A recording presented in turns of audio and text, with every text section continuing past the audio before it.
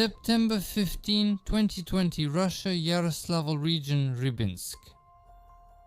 Nurse Valentina Sopranova was returning from work to her daughters and fiancé. The woman had recently moved to Rybinsk from Omsk with her children from her first marriage, girls aged 8 and 13. Here she was planning to start a family with her new partner, Vitaly Molchanov. Moving and settling in a new place required a lot of money, so Valentina worked very diligently at the local hospital. That day, she stayed after her shift to learn how to properly perform a blood transfusion. When she finally returned home, the woman opened the door and was horrified. Her daughters, Yana and Lena, were dead and cut into pieces. Someone had savagely mutilated the children with animalistic cruelty and left their remains at the crime scene. The police officers who arrived were unable to get any coherent testimony from Valentina. The woman temporarily lost her senses after what she saw and was unable to speak. The grief-stricken mother just stared at one spot and mumbled. Valentina was taken to the hospital, and the police began inspecting the area, the crime scene, and questioning neighbors and relatives.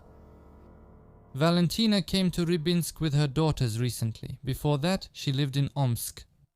There she met her first husband. Valentina and Valentin got married, studied, and started their careers. He graduated from the police academy, and she graduated from medical university. About 10 years ago, they moved to the village of Krasnozerskoye. Valentin became the head of the detention center. Then he headed the criminal investigation department. On the Ministry of Internal Affairs website, they wrote about him with respect. A caring father, helps around the house, spends time with his younger daughter. The eldest son, Sergei, went to study in Novosibirsk. The girls attended the local secondary school. The older one was especially gifted. She was accepted into the advanced math track. Both girls were quiet and creative. But in the spring of 2019, the family unexpectedly broke up. Valentina went to work in Omsk. The children stayed with their father. Then she came back for her daughters. She took them to their grandmother, and from there to Rybinsk. In her messages, the older girl wrote to her friend that she would be moving soon. She said she didn't want to leave Krasnozerskoye. According to acquaintances, Valentina met Vitaly Molchanov online. She didn't know anything about his past. By April, photos with him had already appeared on her social media. One of them from Rybinsk is captioned with "the man I love." She fell in love with him. She gathered the children and left. She didn't tell anyone anything. She never talked about her personal life at all, her friend Tatiana recalls. The neighbors in Rybinsk said the same thing, but the romance was obvious to the naked eye. A good family, they were always walking hand in hand. This woman moved here recently. They used to go jogging together in the mornings. They rode bicycles. They went everywhere together. Recently, they installed a new door in their apartment. They brought in new furniture. We didn't hear any arguments. They lived peacefully. That's what the neighbors said. The Perabori neighborhood is quiet, residential. Everything is just like everywhere else. A shabby entrance, a flower bed with marigolds, double-glazed windows mixed with wooden frames. The murder took place on the first floor of a 5-story panel building. No one heard anything. Valentina moved to Rybinsk in the spring, just a few months after exchanging letters with Vitaly. The neighbors shook their heads. How could she move in with someone she barely knew, with children? And then they would argue with themselves. He seems like a normal guy, dresses neatly, speaks calmly, doesn't drink, doesn't smoke, doesn't swear, works at the factory. Her ex-husband didn't object.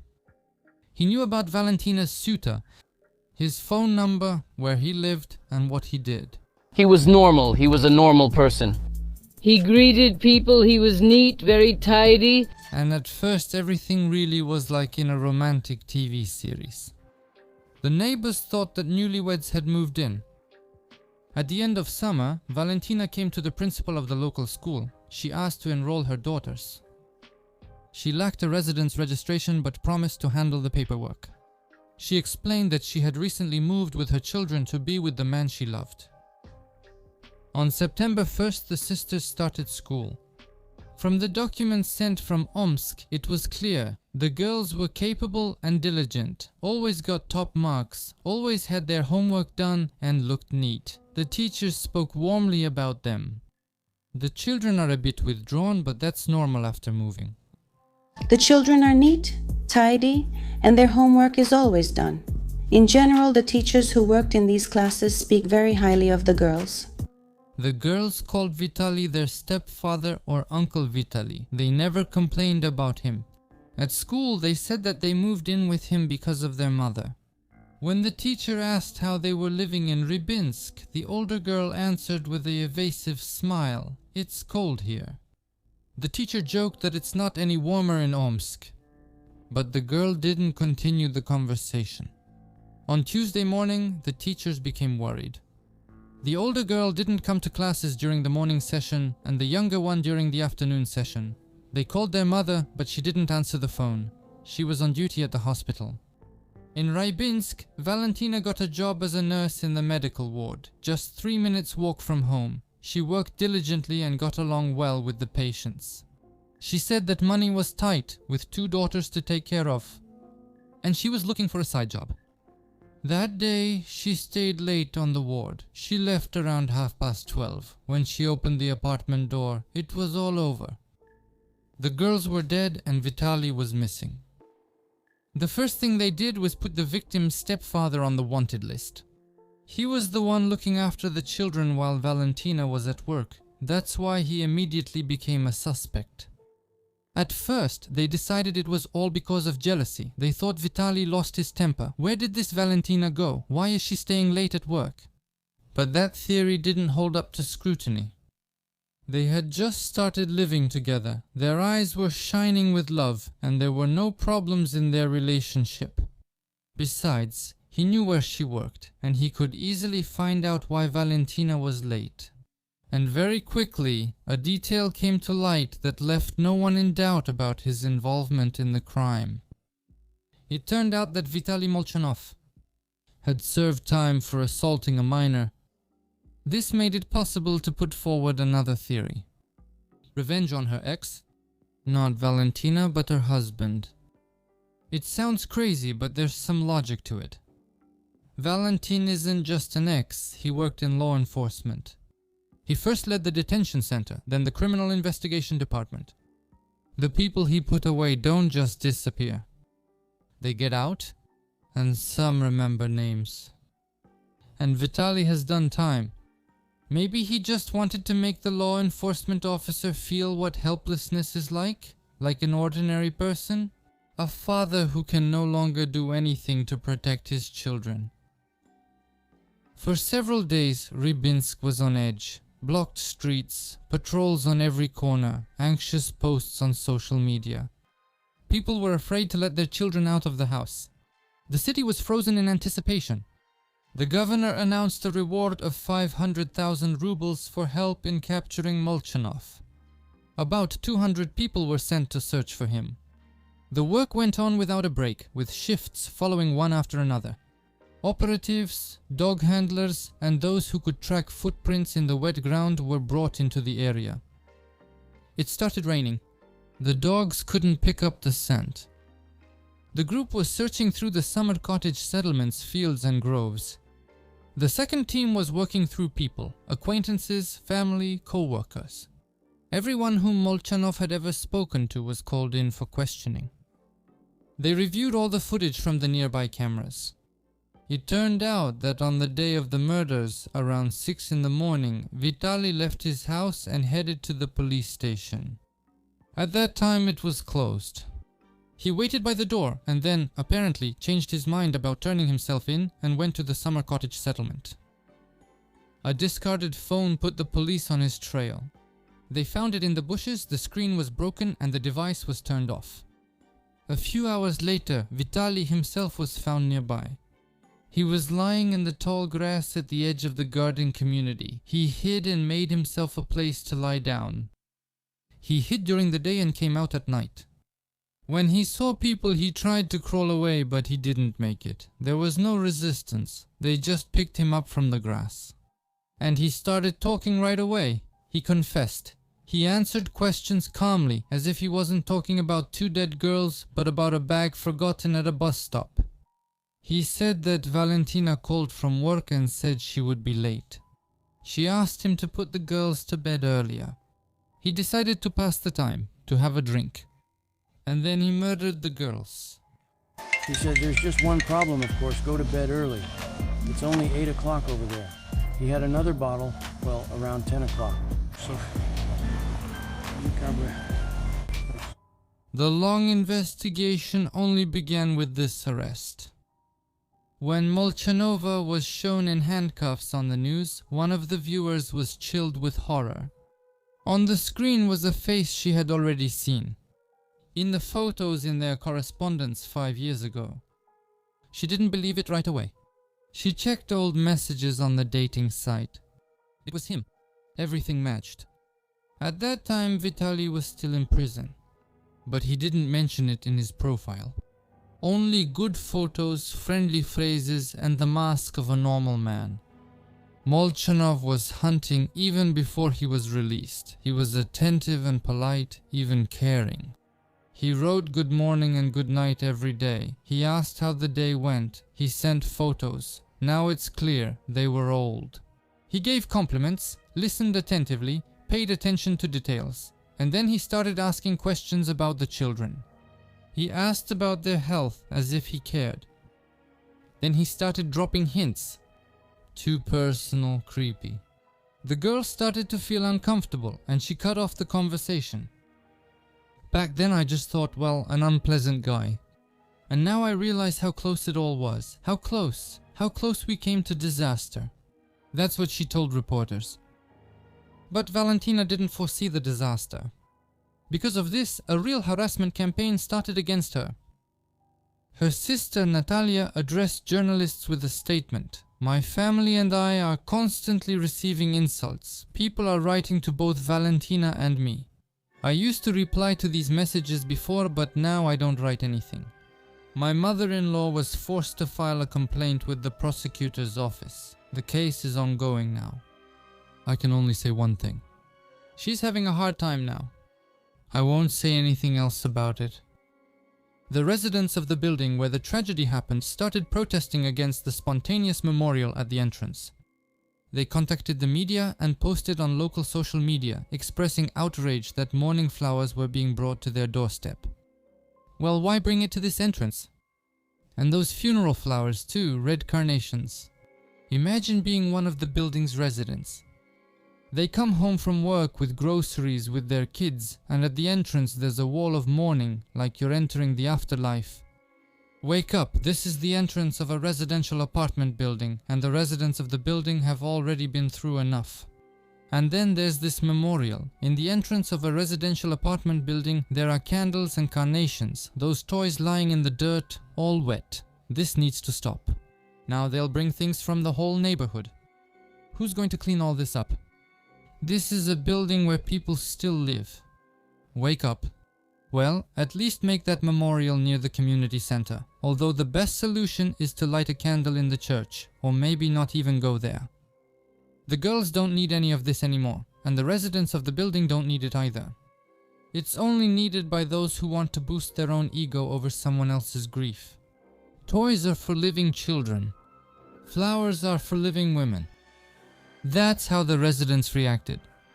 Some tried to explain Molchanov's brutality by childhood trauma, but the criminal's mother says otherwise. The woman works at a kindergarten and immediately told journalists. She doesn't want to call him her son. Only by his first and last name. She spoke reservedly, as if about a stranger. I haven't spoken to him for 24 years. He left home when he became an adult. He called once every few months. I asked how he was doing. He answered that everything was fine. I didn't pry any further. He's an adult. According to her, Molchanov grew up surrounded by love and care as a child. Dad, mom, younger sister, pets. A dog that he really wanted. His parents divorced when he was 17. He took it calmly. In their family, everything was handled without any drama. At 18, he simply moved out and started living his own life. After some time, Vitaly got married. They didn't have a wedding, just signed the papers. They divorced after 7 years. They didn't have any children. Vitaly's relatives are sure that it was after his divorce from his first wife that everything started to go wrong. He started drinking a lot. That's when the first crime happened. The news reported that he took a child's life, but his mother is sure that he went to prison for an ordinary drunken fight. She found out about what happened from him 6 months later. He called her himself. She didn't ask for details. She just said, "Things happen. What matters most is that you remain a decent person." That was the last attempt to preserve something resembling kinship.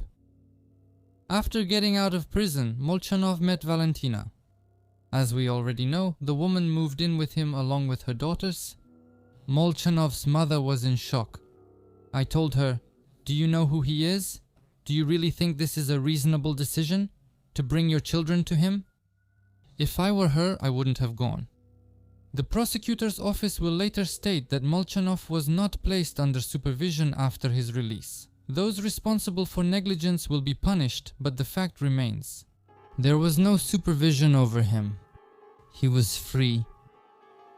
After the attack on the girls, Molchanov's mother didn't see him. She didn't speak to him. She doesn't want to know where he is. I believe my son was mine until he was about 16 or 18 years old. That's my position. I can't forgive something like that. I could forgive him anything, but not what he did to the children. We are not going to communicate with him in the future. Neither I nor his sister. He deserves punishment for what he did. Her voice trembles when it comes to the consequences. Over the past year, her health has deteriorated. She holds on to her job at the daycare. It's the only thing that helps her stay sane. According to her, she's happy when she's with the children. Children are my life. I go to work and I feel happy. I will never hurt them. I will never let anyone hurt them. But after it became known who her child was, an indignant murmur spread through the kindergarten. The parents got worried. Many wanted to transfer their children to other groups. One question arose. Can you trust your children to a woman whose son turned out to be a murderer? She was always a good teacher, says the director. Responsible, creative. I'm not going to dig into her past. Parents are not responsible for their children's crimes. The Department of Education confirmed there are no legal grounds for dismissal. It is the teacher himself who is subject to inspection, not his relatives. From a legal point of view, everything is above board. But the parents were still worried. Because formalities are one thing, but prejudice and fear are something else entirely. The funeral took place in October. The sisters were buried in Rybinsk. Flowers, toys, candies. There are a lot of plush bears. They brought everything there that had been placed at the entrance where the spontaneous memorial was. There are photographs on the crosses. But for some reason there are no mourning wreaths. Valentina's colleagues said that the whole community helped her bury her children. They collected money and handled the arrangements. The local diocese also offered support. There were rumors that Valentina initially wanted to take the bodies to Omsk, but she was persuaded otherwise. Maybe it was the priest from the cemetery. Maybe it was someone who was just there and helped keep her from losing her mind. A week after the funeral, she left. Her colleagues said she looked a bit calmer, as if she had let go, at least a little. The first court hearing took place the following spring. The result was shocking. Molchanov was declared insane. Editor Vitaly now had a chance to avoid prison, although the description of his crimes horrified even experienced law enforcement officers. Hundreds of wounds inflicted with a knife and an axe, abuse, and then dismemberment of the bodies. There is information that before taking the girls' lives, Molchanov abused one of them in front of her sister. But he insisted that all the depraved acts happened only afterwards. He also claimed that he told Valentina that he had a criminal record. However, it is unknown whether he told her the details of his first crime. There was no information about him in open sources. Perhaps Valentina, just like Molchanov's mother, was sure that the man she loved in her youth had gotten into trouble because of a drunken fight. Even back then, Vitaly was sent away. Molchanov was left with the diagnosis of paranoid schizophrenia. At that time, the examination showed that at the moment of committing the crime, he understood what he was doing and was sane. That's why the first case ended with a 10-year sentence. But after the murder of Yana and Lena, the doctors came to a different conclusion.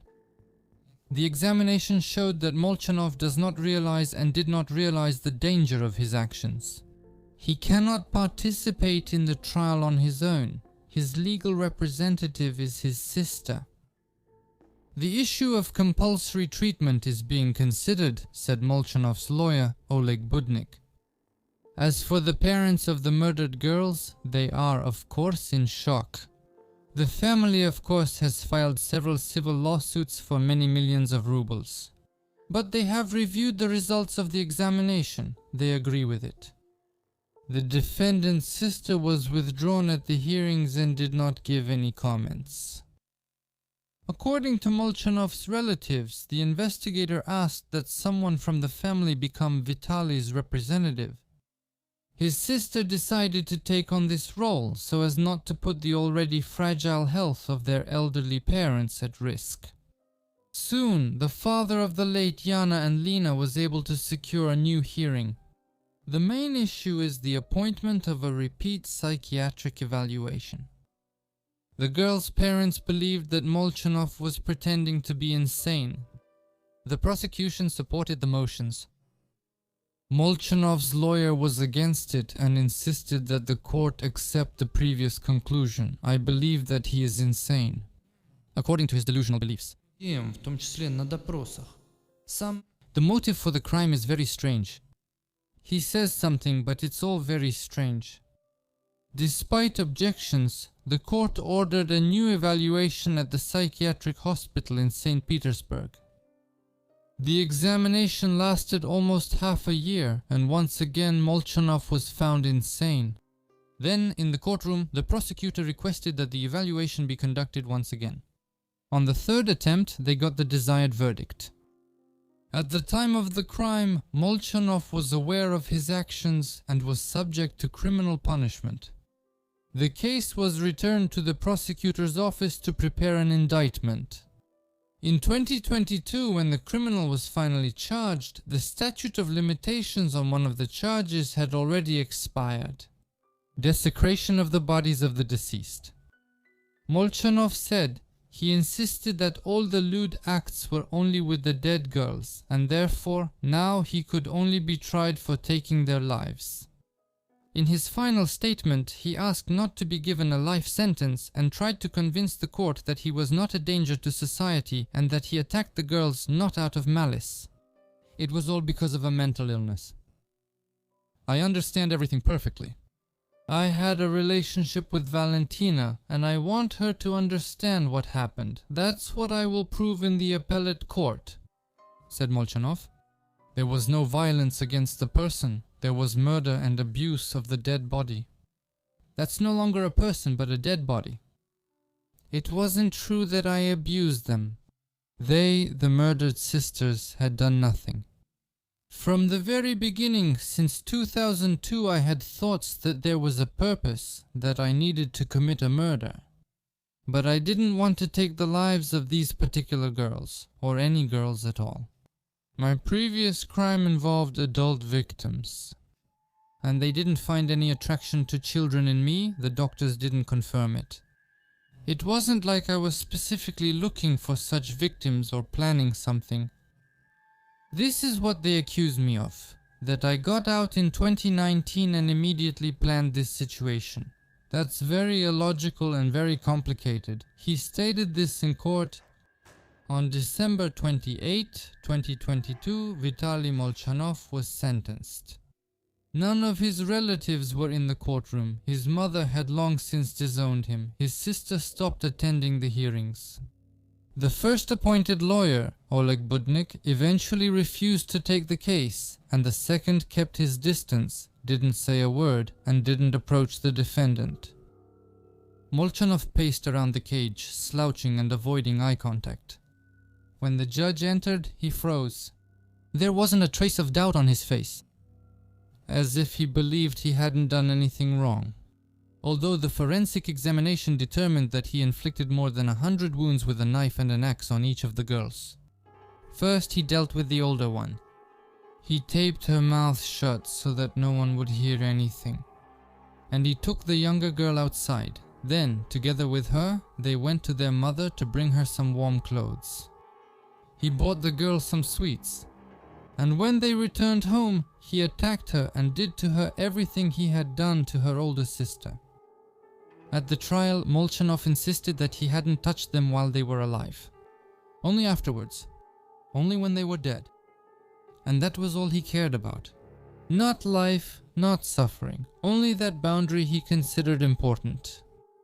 It's not about the tragedy that happened. I understand all of that perfectly well.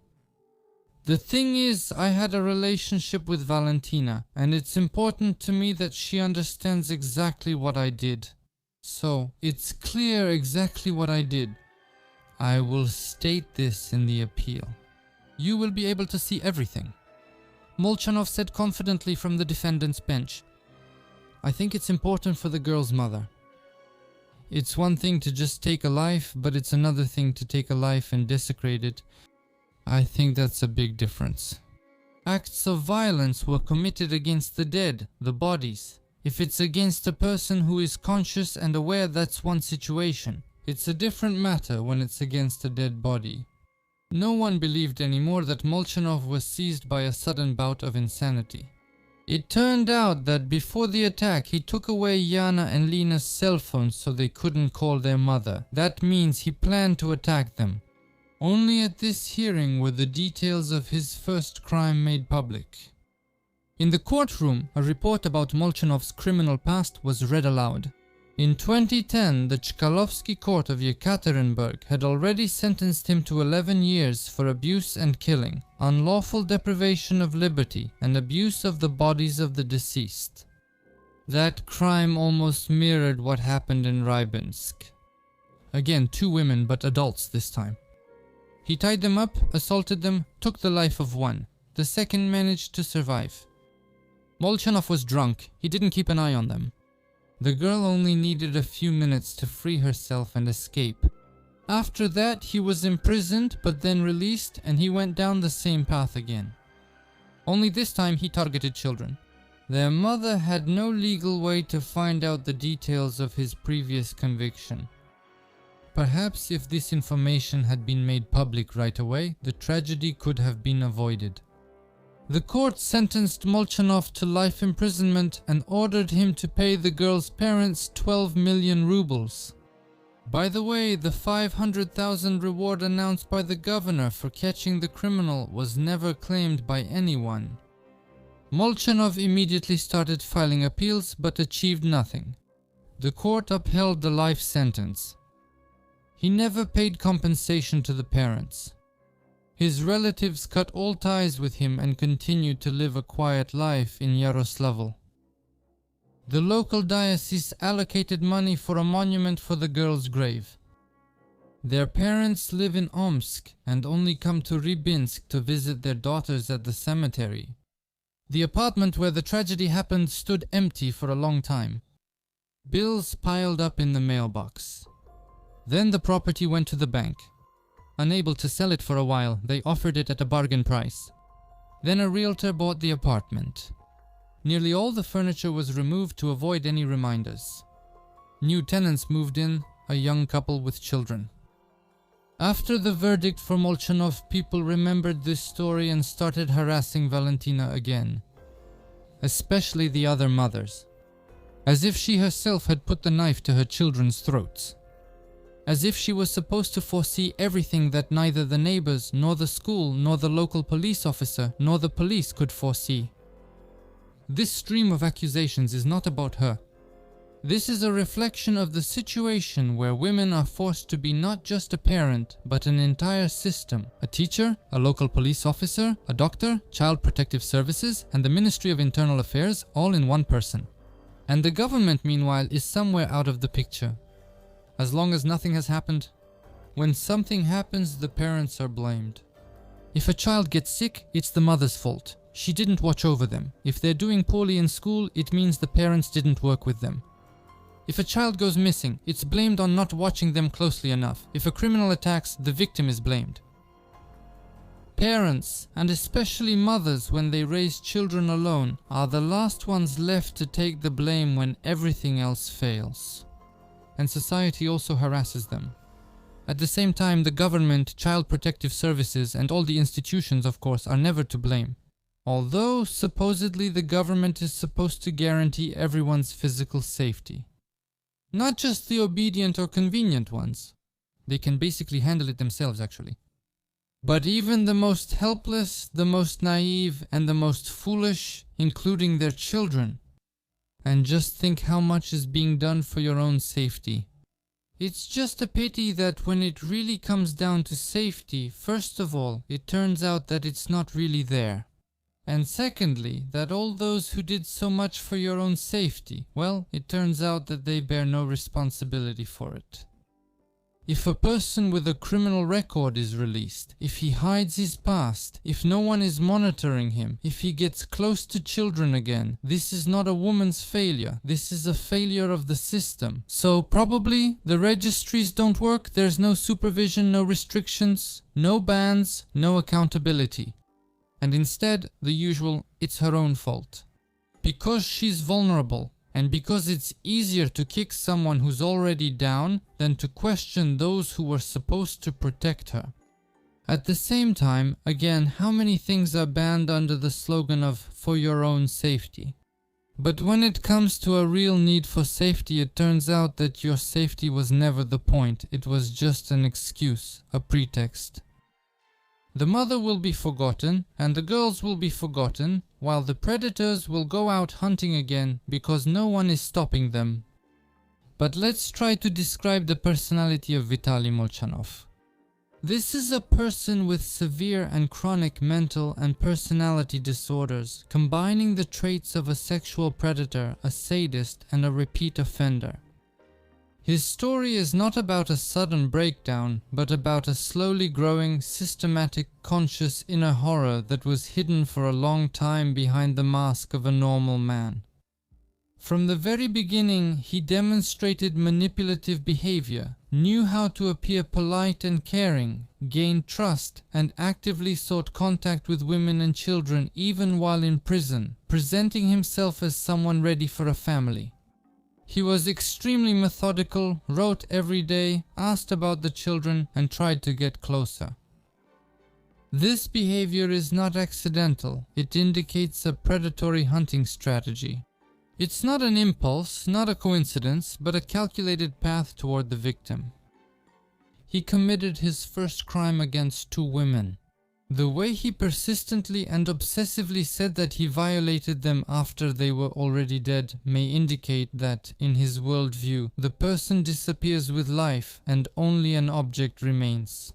That's exactly how he behaves, completely detached, mechanical, without sympathy or remorse.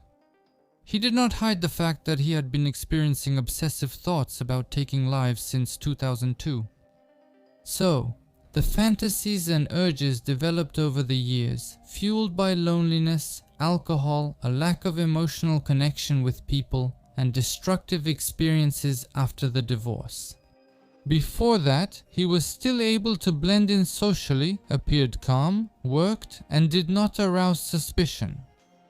It's also telling how he explained his actions in court. He wasn't concerned about the tragedy or the children, but rather a technical detail, exactly when death occurred. This is a typical attempt to shift the focus from moral responsibility to legal responsibility. He wanted to convince those around him that he wasn't attracted to children, but simply a person who takes lives.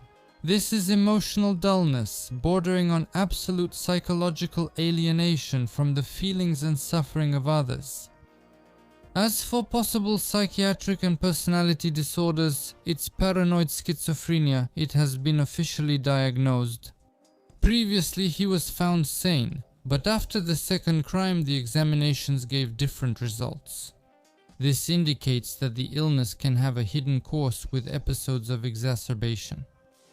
Schizophrenia does not take away his awareness of reality, but it distorts his perception of motives, goals, and the boundaries of what is allowed. Antisocial personality disorder. A complete lack of empathy, no sense of guilt, pathological lying, manipulation, and unrestrained violence. He is a repeat offender who committed 2 similar crimes with a long time between them and both times with extreme cruelty. Sadistic disorder. He probably gets arousal or pleasure from his victim's humiliation, fear, and pain. The method of killing and the brutal abuse are direct markers of sadism. There are necrophilic elements in his behavior. He describes his actions as sexualized acts involving bodies after death, while insisting that he never touched the living. Such a position indicates a pathological fixation on the dead body as a safe object. And although the examination did not confirm that he chooses and prefers victims under 18, the actual choice of victims, girls aged 8 and 13, cannot be accidental. Their age indicates an infantile projection of power and control. In the end, Molchanov is not just a repeat offender, he is a predator with a severe and most likely incurable mental defect. His behavior and thoughts have been formed over the years. He does not repent, does not feel guilt, and does not express sympathy.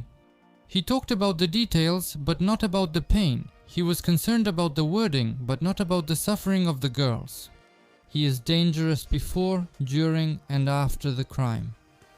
His life imprisonment is the only possible way to protect society from a repeat offense. What were you brought in for? For murder. Do you plead guilty? I do. I regret it and don't know why I did it. And if you want to get an analysis of your personality, I'll probably leave a link to a post about how to do that below the video. Tell me what you think about Molchanov in this case. Like, dislike, and watch other videos on the channel. They come out even though you don't always get notifications about it.